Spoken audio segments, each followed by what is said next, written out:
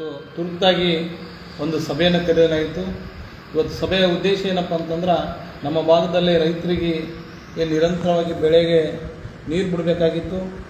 ಏನು ನಾರಾಯಣಪುರ ಡ್ಯಾಮಿಂದ ಇವತ್ತೇನು ಎಲ್ಲರೂ ಸಭೆಯನ್ನು ಸೇರಿ ಯಾದಗಿರಿ 2ನೇ ತಾರೀಕಿಗೆ ಏಪ್ರಿಲ್ 2ನೇ ತಾರೀಕನ್ನು ಜಿಲ್ಲಾವನ್ನು ಬಂದ್ ಕರೆಯಲಾಗಿದೆ. ಸಂಪೂರ್ಣವಾಗಿ ಬಂದ್ ಮಾಡಬೇಕಾಗಿದೆ ಇವತ್ತು. ಅದಕ್ಕಾಗಿ ಎಲ್ಲ ಸಂಘ ಸಂಸ್ಥೆಗಳು ಎಲ್ಲರೂ ನಮ್ಗೆ ಬೆಂಬಲ ಕೊಡಬೇಕು. ಯಾಕಂದ್ರೆ ಭಾಳ ತುರ್ತಾಗಿ ಸಭೆ ಕರೆದಿದ್ದೀವಿ. ನಾವು ನಮ್ಗೆ ಕರೆದಿಲ್ಲ ನಿಮ್ಗೆ ಕರೆದಿಲ್ಲ ಅನ್ನೋದು ಬೇಡ. ನಿಮ್ಮೆಲ್ಲರಲ್ಲಿ ಕಳಕಳಿಯಿಂದ ಮನವಿ ಮಾಡ್ತೀವಿ. ಎಲ್ಲ ಸಂಘಟನೆ ಮುಖಂಡರಿಗೆ, ಕನ್ನಡ ಪರ ಮತ್ತು ರೈತ ಪರ, ಎಲ್ಲ ದಲಿತ ಪರ, ಎಲ್ಲ ಸಂಘ ಸಂಸ್ಥೆಗಳು, ಎಲ್ಲ ಪಕ್ಷ ಭೇದ ಬಿಟ್ಟು ಎಲ್ಲ ಪಕ್ಷದವ್ರನ್ನ ಹೋರಾಟಕ್ಕೆ ಬೆಂಬಲ ಬರ್ಬೋದು. ಎಲ್ರಿಗೂ ಕರೆ ನೀಡ್ತಿದ್ದೀವಿ ಈ ಲೈವ್ ಮೂಲಕ. ಏನಪ್ಪ ಅಂದ್ರೆ, ನಮ್ಮ ಭಾಗದಲ್ಲಿ ರೈತರು ಬೆಳೆದಂಥ ಬೆಳೆಗಳಿಗೆ ನಾಶ ಆಗ್ತಿದೆ. ಈ ಬಿಸಿಲಿಗೆಲ್ಲಿ ನಾಶ ಆಗ್ತಿದೆ. ಯಾಕಂದ್ರೆ ಭಾಳ ಅರ್ಜೆಂಟಾಗಿ 1ನೇ ತಾರೀಕಿನಿಂದ 15ನೇ ತಾರೀಕು ನೀರು ಹರಿಸಬೇಕಾಗಿತ್ತು. ರಾಜ್ಯ ಸರ್ಕಾರ ನಮ್ಮ ಭಾಗದ ಕರ್ನಾಟಕದಲ್ಲಿ ಬರುವಂಥ ಎಲ್ಲ ಏನು ಎಡದಂಡೆ ಬಲದಂಡೆ ರೈತರಿಗೆ ಮಲತಾಯಿ ಧೋರಣೆ ತೋರಿಸ್ತಾ ಇದೆ. ಯಾಕಂದರೆ ಎಷ್ಟು ನಿರಂತರವಾಗಿ ಹೋರಾಟ ನಡೆದರೂ ಕೂಡ ಸರ್ಕಾರ ಯಾವುದೇ ರೀತಿಯಿಂದ ಮನೆಯಂಥದ್ದಾಗ್ತಿಲ್ಲ.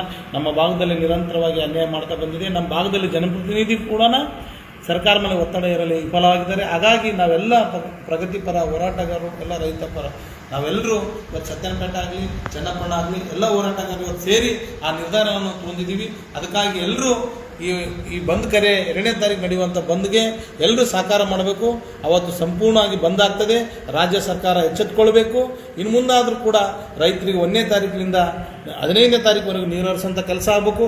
ಈ ಭಾಗದಲ್ಲಿ ಏನಾದರೂ ದುರಂತ ಆದರೆ ರೈತರು ಈಗಾಗಲೇ 2 ಜನ ಸಾವನ್ನು ರೈತರು ಬೆಳೆದಂಥ ಹಾನಿ ಆಗಿದೆ ಅಂತೇಳಿ 2 ಜನ ರೈತರು ಕೂಡ ಆತ್ಮಹತ್ಯೆ ಮಾಡ್ಕೊಂಡ್ರೆ ಬರುವಂಥ ದಿನಗಳಲ್ಲಿ ಸಾಲಾಗಿ ಆತ್ಮಹತ್ಯೆಯನ್ನು ಮಾಡ್ಕೊಂಥ ಸರಣಿ ಕೂಡ ಆಗ್ತದೆ. ಅದು ಏನಾದರೂ ಆದ್ರೆ ಸರ್ಕಾರ ನೇರವಾಗಿ ಹೊಣೆ ಆಗ್ತದೆ, ಹಾಗೂ ಸಂಬಂಧಪಟ್ಟ ಅಧಿಕಾರಿ ಕೂಡ ಹೊಣೆ ಆಗ್ತದೆ. ಈ ಭಾಗದಲ್ಲಿ ಇನ್ನು ಮುಂದೆ ಎಚ್ಚೆತ್ತುಕೊಂಡು ಜಿಲ್ಲಾ ಉಸ್ತುವಾರಿ ಆಗಲಿ ಮತ್ತು ಶಾಸಕರಾಗಲಿ, ಈ ಭಾಗದ ಜನಪ್ರತಿನಿಧಿಗಳು ಎಚ್ಚೆತ್ತುಕೊಂಡು ಸರ್ಕಾರಕ್ಕೆ ಮೇಲೆ ಒತ್ತಡ ಇರೋಂಥದ್ದಾಗಬೇಕು.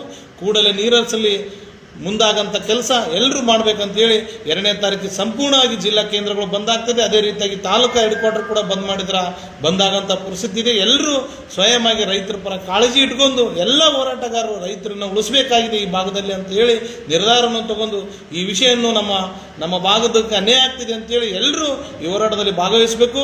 ನಮ್ಮ ಹೋರಾಟ ಯಶಸ್ವಿಗೊಳಿಸಲಿಕ್ಕೆ ನೀವೆಲ್ಲರೂ ಬೆಂಬಲ ಕೊಡಬೇಕಂತೇಳಿ ನಿಮ್ಮ ಕಳಕಳಿಯಿಂದ ಮನವಿ ಮಾಡ್ತೀವಿ. ಯಾದಗಿರಿಲಿ ಇರುವಂಥ ಎಲ್ಲ ವ್ಯಾಪಾರಸ್ಥರಲ್ಲಿ ಮನವಿ ಮಾಡ್ಕೊಳ್ತೀವಿ. ಭಾಳ ತುರ್ತಾಗಿ ನಮ್ಮ ಗಮನಕ್ಕಿಲ್ಲಾರ್ದ ಮನವಿ ಕೊಟ್ಟಿಲ್ಲ ಯಾರು ಅಂತ ಹೇಳಕ್ಕೆ ಹೋಗ್ಬೇಡ್ರಿ. ದಯವಿಟ್ಟು ನಿಮ್ಮ ರೈತರ ಬಗ್ಗೆ ಕಾಳಜಿ ಇದ್ದರೂ ಕೂಡ ಎಲ್ಲ ವ್ಯಾಪಾರಸ್ಥರು, ಹೋಟೆಲ್ ಆಗಲಿ, ಬಟ್ಟೆ ದುಕಾನ ಆಗಲಿ ಮತ್ತು ಬೇಕರಿ ಆಗಲಿ, ಇನ್ನು ಎಲ್ಲ ವ್ಯಾಪಾರಸ್ಥರು, ಕಿರಾಣಿ ಅಂಗಡಿಗಳಾಗಲಿ, ಏನೇನು ನಿಮ್ಮ ಸಂಘ ಸಂಸ್ಥೆಗಳು ಏನು ಮಾಡ್ಕೊಂಡಿದ್ರಿ ಅಲ್ಲ ನೀವೆಲ್ಲರೂ, ಮತ್ತು ಆಟೋ ಚಾಲಕರಾಗಲಿ ಮತ್ತು ಟ್ಯಾಕ್ಸಿ ವಾಹನಕರಾಗಲಿ ನೀವೆಲ್ಲರೂ ನಮಗೆ ಬೆಂಬಲ ಕೊಡಬೇಕು. ಅವತ್ತು ಸ್ವಯಂವಾಗಿ ನೀವೆಲ್ಲ ವ್ಯಾಪಾರಗಳನ್ನು ಬಂದ್ ಮಾಡಿ ನಮ್ಮ ರೈತರ ಪರ, ನಮ್ಮ ರೈತರಿಗೆ ಅನ್ಯಾಯ ಆಗ್ತಿದೆ ಅಂತೇಳಿ ನೀವೆಲ್ಲರೂ ಬೀದಿಗಿಳಿಬೇಕಂತೇಳಿ ನಿಮ್ಮ ಕಳಕಳಿಯಿಂದ ಮನವಿ ಮಾಡ್ತೀನಿ.